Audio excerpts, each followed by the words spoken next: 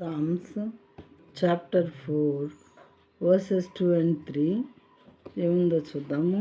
Oh men, how long shall my honor be turned into shame? How long will you love vain words and seek after lies?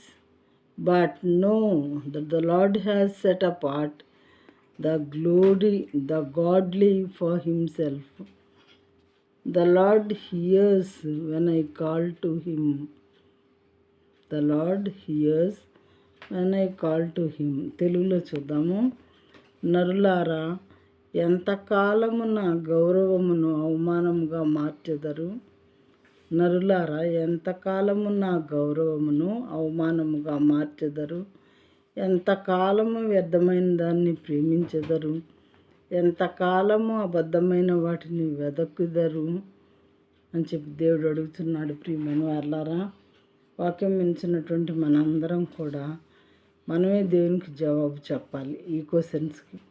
All these are questions. ఎంతకాలం నా గౌరవమును అవమానంగా మారుస్తారు అనేది ఒక question. రెండో question ఏంటంటే, ఎంతకాలం వ్యర్థమైన వాటిని ప్రేమిస్తారు మీరు? థర్డ్ క్వశ్చను, ఎంతకాలము అబద్ధమైన వాటిని వెతుకుతారు అని దేవుడు మనల్ని ప్రశ్నిస్తున్నాడు. ప్రియమైన వాళ్ళారా, ఈ క్వశ్చన్స్కి మనమే దేవునికి జవాబు చెప్పుకోవాలి. 3వ వచనంలో, కీర్తన 4:3లో, యెహోవా తన భక్తులను తనకు ఏర్పరచుకొనుచున్నాడని తెలుసుకొనుడి. నేను యెహోవాకు మొరపెట్టగా ఆయన ఆలకించును. సహోదరి సహోదరుడా, వాక్యం మించిన నీవు కూడా ధైర్యంగా ఈ మాట చెప్పగలవా?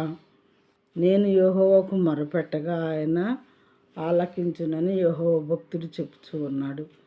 మరి నీవు పూజించేటటువంటి దేవుని గురించి లేదా దేవతని గురించి ఈ మాట ధైర్యంగా నువ్వు చెప్పగలవా?